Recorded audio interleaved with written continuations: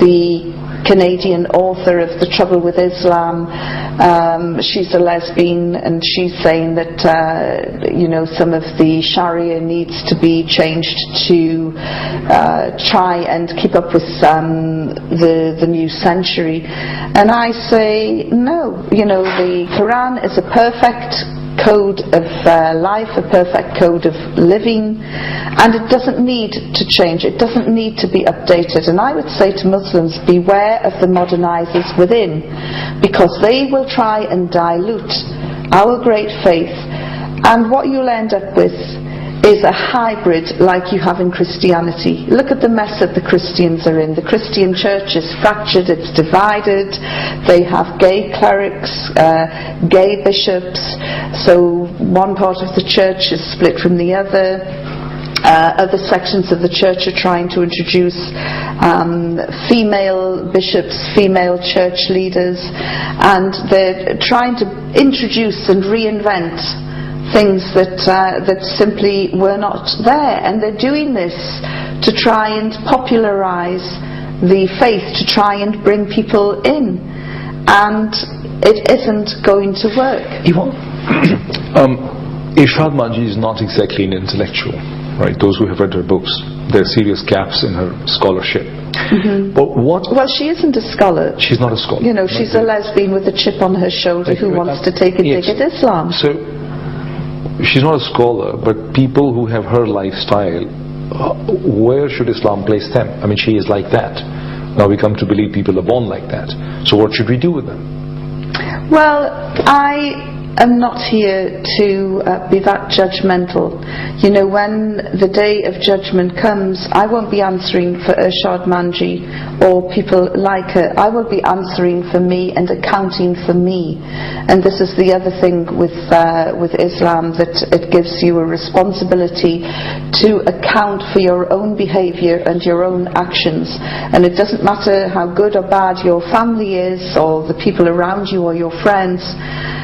You can be surrounded by the most pious people, but it is not going to give you a ticket to paradise. It is, it is your behaviour, your attitude in this life, which will dictate what happens to you in the next life.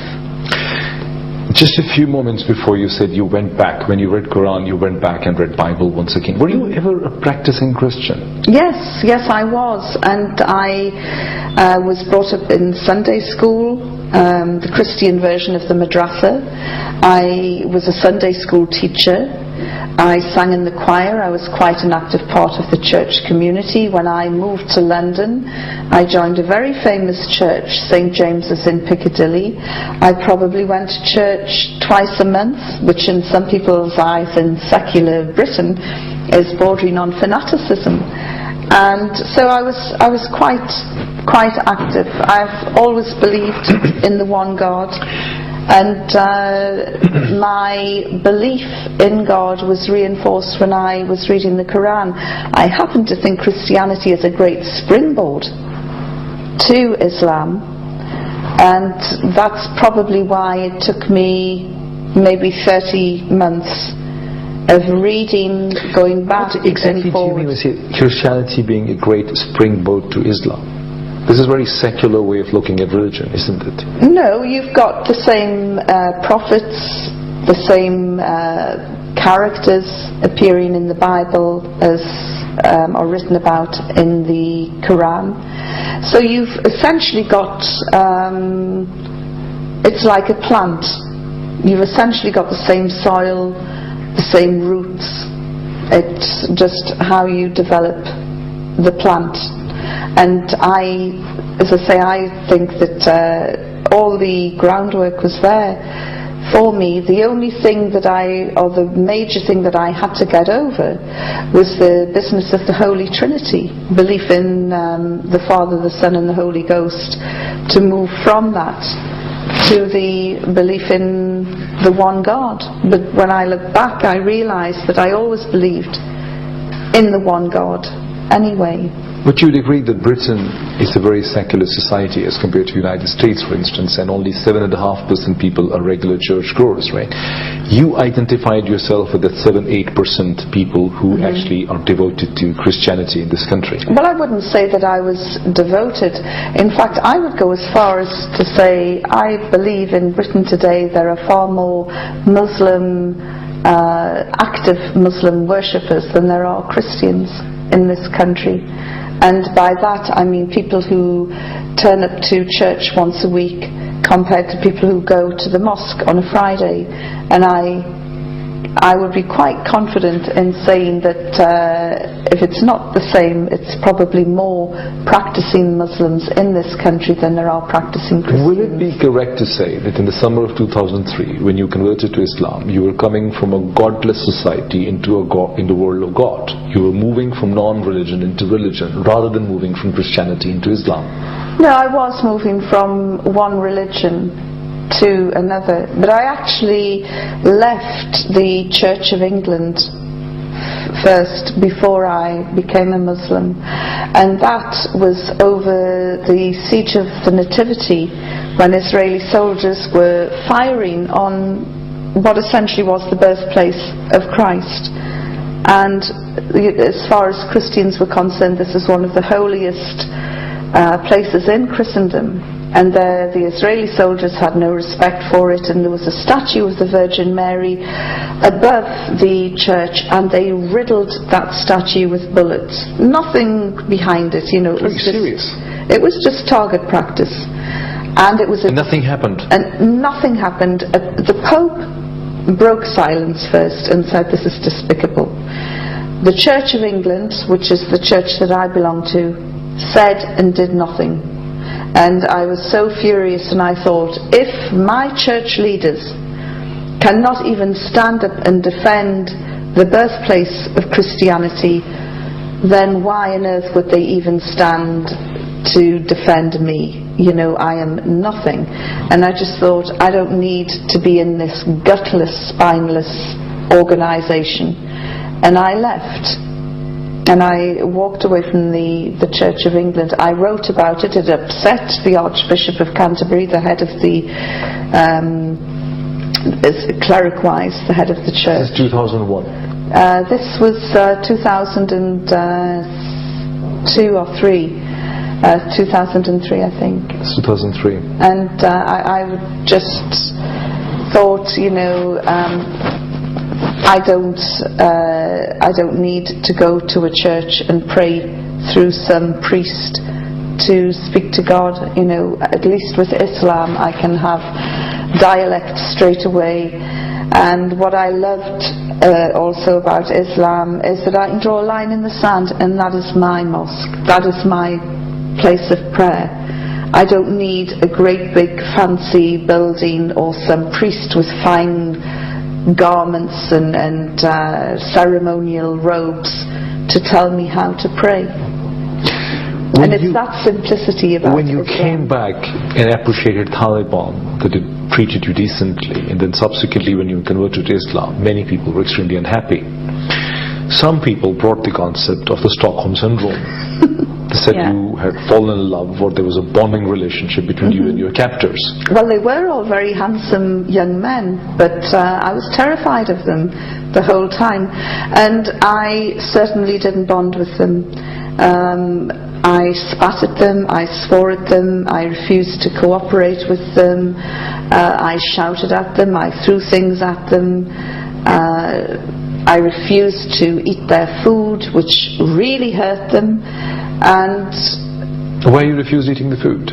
Because I wanted to use the telephone, and they said that this wasn't possible, and so I said, I'm not eating another thing until I get the telephone. And a war of attrition started, and for 10 days I went without food. But what about the Stockholm Syndrome itself? Well, to have Stockholm Syndrome you have to bond with your captors, and there was no bonding. There was a lot of abuse. And in fact, when Mullah Omar released me on humanitarian grounds, I don't know who was happier to see me cross back into Pakistan, the Taliban or me. You crossed from Kabul into Peshawar? Yes, I was driven down to Torkham and handed over to the Pakistan authorities, who at least had the good grace and decency to accommodate me, because the representatives of the British government didn't turn up. Why did they not? They came up with a variety of different excuses, but I discovered that if you're in trouble, one of the worst things to have in your possession is a British passport. Because are you serious? Yes, I'm serious. People struggle all their lives to get a British passport. Well, the British government did little or nothing for me. So do you think they betrayed you? I wouldn't have said that they disowned you. Betrayed me. I think that they exploited me. I was used as a stick with which to beat the Taliban. The British government was very happy to say, look at this poor English woman, trapped, held by these brutal, evil people. We're probably not going to see her alive again. In fact, the British government would have been delighted had I been sent home in a box, because they could have said, look, this is what their culture was. But when I came... You think that you were set to release by the Taliban was a great disappointment to the British establishment? Well, it was when I came out and said, they were a nice bunch of guys and they treated me with courtesy. So they came up with the accusation of Stockholm Syndrome. They said you fall in love with your captors. Yes, because you can't drop bombs on nice people. And the last thing they wanted was me to come out unscathed and say, hey, these guys were okay actually. It was not what they wanted to hear. The drums of war were beating. In fact, they'd started the war. I was in Kabul when I felt the full terror of being bombed by my own country. They did not want me to come back and say nice things about my captors.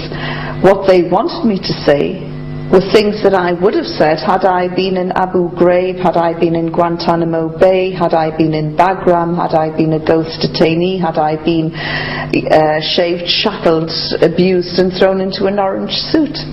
In fact, every single thing that happened to people in Abu Ghraib and Guantanamo Bay, I thought would have happened to me, which is why I often address political meetings and say, thank Allah, I was captured by the most evil, brutal regime in the world and not by the Americans. Will it be right to say that you walked out of captivity with the determination to more about this religion, to know more about this religion and these people? You thought that Islam was somehow the responsible for their good character? Well, apart from giving my word, I also thought, as a journalist, it's shocking that I am covering the Middle East and Asia and I know nothing about Islam. And how on earth can I write authoritatively about these people when I know nothing about their faith, which is obviously a way of life?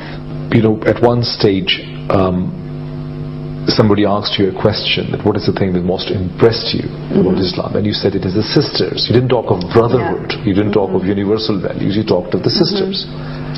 The sisterhood in Islam makes Western feminism pale into insignificance.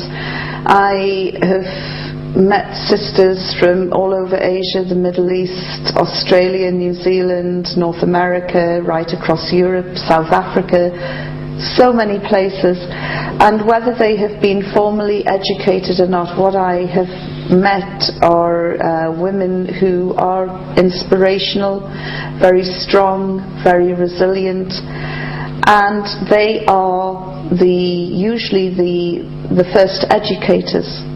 And I began to realize the reason why Islam is as strong today as it was 1400 years ago isn't because of the jihadis, isn't because of invading Muslim armies spreading the word of Islam.